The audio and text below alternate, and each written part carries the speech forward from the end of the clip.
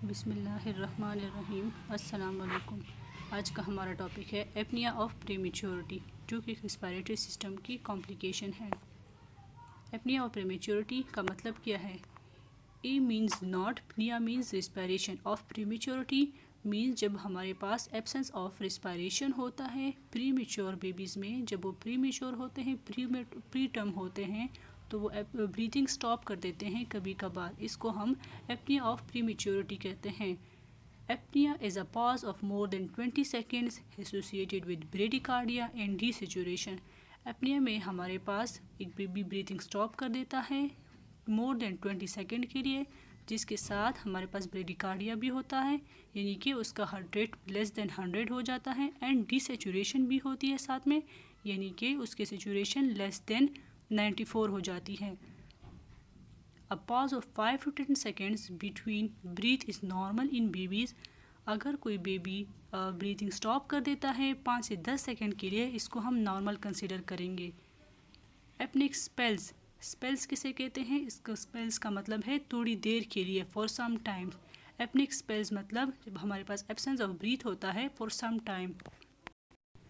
एपनिक spells are common in preterm neonates. ये हमारे पास मोस्टली कॉमन होता है प्री टर्म न्यूनेट्स में, usually occurring in the first 2 to 3 days after birth. और हम मोस्टली हमारे पास जो होता है ये 2 से 3 ज़िंदगी के पहले 2 से 3 दिनों में होता है। It is due to immature respiratory control and typically involves before 37 weeks gestation.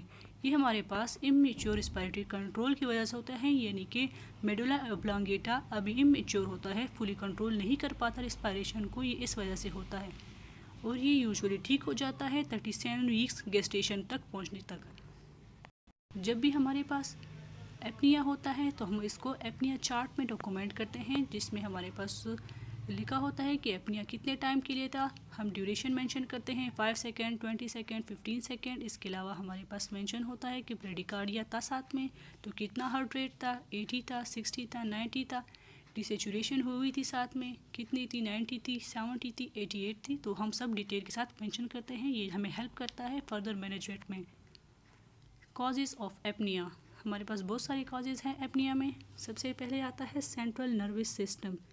Central nervous system में आता है हमारे पास बर्थ एस्फेक्सिया और न्यूनेटल सीजर। जिस बेबी को झटके आए हों, सीजर हुए हों, उनको मोस्टली एपनिया होता है। दूसरी कॉज है रिस्पायरेटरी सिस्टम, जिसमें हमारे पास निमोनिया है, एक्सट्रीम प्रीमेच्योरिटी है, यानी कि प्रीमेच्योर हो, लेस देन 37 वीक से पहले डिलीवर हुआ हो। दूसरी हमारे पास काज है इन्फेक्शन, मोस्टली ये सेप्सिस या मेनिंजाइटिस वाले बेबीज़ को भी होता है। गैस्ट्रोइंटेस्टिनल सिस्टम में हमारे पास न्यूक्रोटाइजिक इंटेरियोकोलाइटिस में होता है या गैस्ट्रोएसोफेजियल रिफ्लेक्स में होता है, जिसकी वजह से बेबी का फीड जो होता है बैक जाता है, वापस जाता है एसोफेगस में। इसकी वजह से भी समटाइम एपनिया होता है। सर्टन मेटाबॉलिक कॉजेज़ की वजह से भी हो सकता है, यानी हाइपोग्लाइसीमिया, हाइपोकैल्सीमिया यानी कैल्शियम कम हो जाए, हाइपो और हाइपरनेट्रीमिया यानी सोडियम कम हो जाए, हाइपो और हाइपर थर्मिया यानी टेम्परेचर 35.5 से कम हो जाए या 37.4 से ज़्यादा हो जाए, इसको हाइपरथर्मिया कंसिडर करेंगे। कार्डियोवास्कुलर काजेज़ में हमारे पास आता है हाइपोटेंशन, जब बीपी बहुत ज़्यादा ड्रॉप हो जाए बेबी का, या एनीमिया, जब उसका एचबी और आरबीसी बहुत कम हो, तो ऑक्सीजन डिलीवरी कम हो जाती है टिश्यू को और एपनिया आ जाते हैं बेबी को। अदर काजेज़ में हमारे पास है एपनिया ऑफ प्रीमेच्योरिटी, यानी प्रीमेच्योर हो baby, medulla oblongata properly develop नहीं हुआ होता, प्रॉपर कंट्रोल नहीं करता रिस्पायरेटरी सिस्टम को, इस वजह से हो सकता है। Response to passage of a feeding tube, sometimes जब हम बेबी को एनजी फीड या ओजी फीड ट्यूब पास करते हैं तो उसकी वजह से बेबी बहुत ज़्यादा एक्सेस क्राई करता है। एक्सेस क्राई की वजह से भी बेबी को एपनिया स्पेल्स हो सकते हैं। इन्वेस्टिगेशंस में हम बेबी के सीबीसी सेंड करते हैं एनीमिया या सेप्सिस देखने के लिए, आर्टीरियल ब्लड गेसेस देखते हैं एसिडोसिस या अल्कलोसिस देखने के लिए, सीरम इलेक्ट्रोलाइट्स देखते हैं कि कहीं कैल्शियम या सोडियम तो कम नहीं, ब्लड ग्लूकोज देखते हैं कि हाइपोग्लाइसीमिया या हाइपरग्लाइसीमिया में तो नहीं जा रहा, एंड कैल्शियम देखते हैं। चेस्ट एक्सरे भी हम बेबी का करवाते हैं। Management, acute management during an apnoea episode, हमने ऑन द स्पॉट क्या करना है जब हमें पता चल जाए कि बेबी को एपनिया स्पेल्स हुए हैं। सबसे पहले हमने उसकी एयरवे देखनी है। Maintain head and neck in neutral position to keep airway patent. हमने बेबी का हेड को न्यूट्रल पोजीशन में रखना है, ना हाइपर फ्लेक्स्ड रखना है या हाइपर एक्सटेंडेड रखना है। दूसरी हमने सेकंड पॉइंट हमने ब्रीथिंग देखनी होती है कि बेबी ब्रीथ कर रहा है या नहीं कर रहा।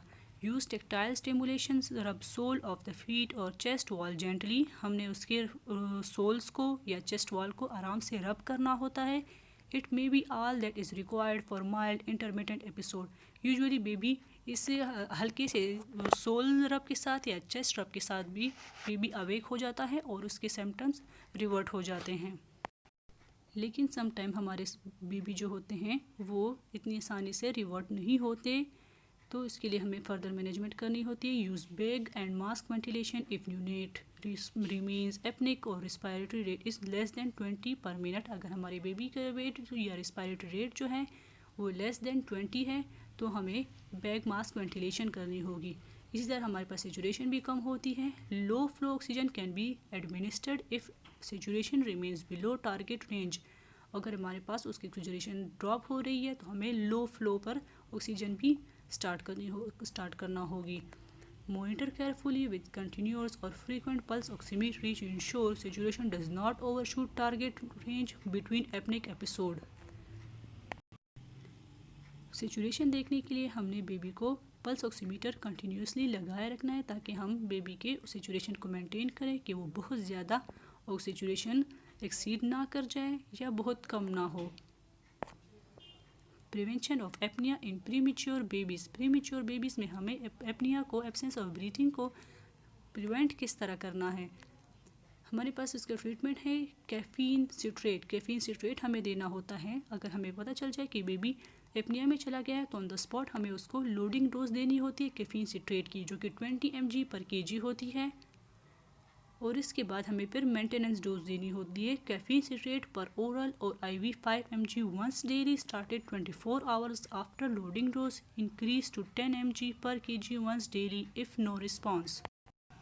लोडिंग डोज के 24 घंटे के बाद हमें मेंटेनेंस डोज स्टार्ट करनी होती है, जो कि हम यूजुअली लो डोज से 5 mg पर kg से स्टार्ट करते हैं। लेकिन स्टिल अगर इसके बीच में भी बेबी को स्पेल्स हुए तो हमें डोज को इंक्रीज़ करना होगा 10 mg पर kg तक।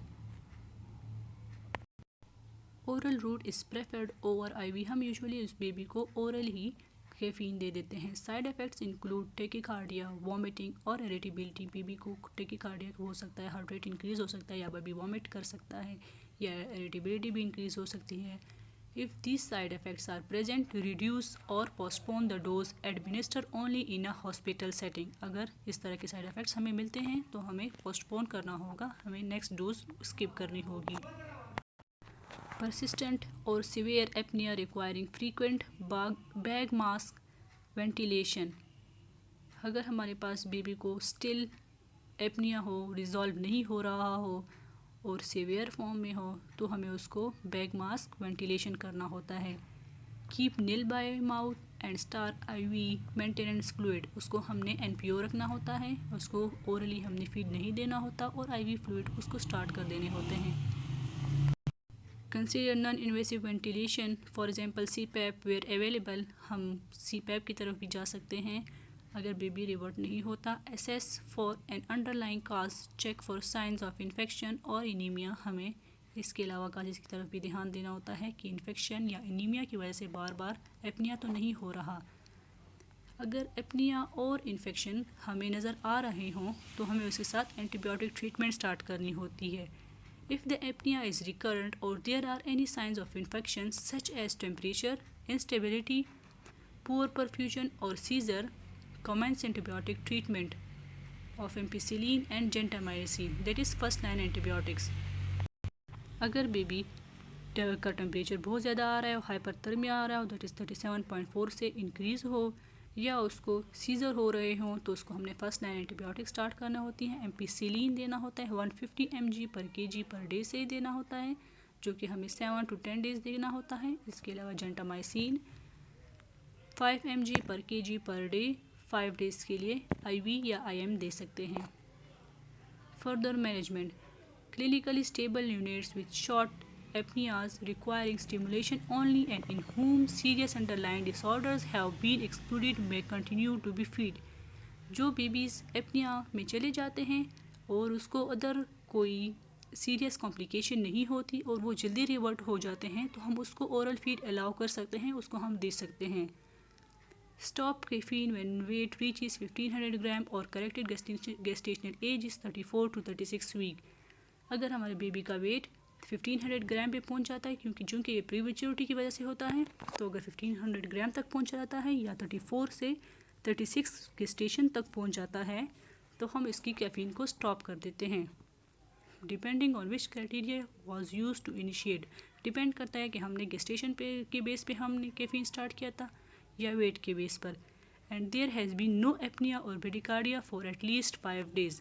और हम कैफ़ीन उसको दे रहे हों और उसको 5 डेज़ तक कोई एपनिया नहीं हुआ हो तो हम कैफ़ीन सिट्रेट को स्टॉप कर देंगे. Monitoring after stopping caffeine citrate.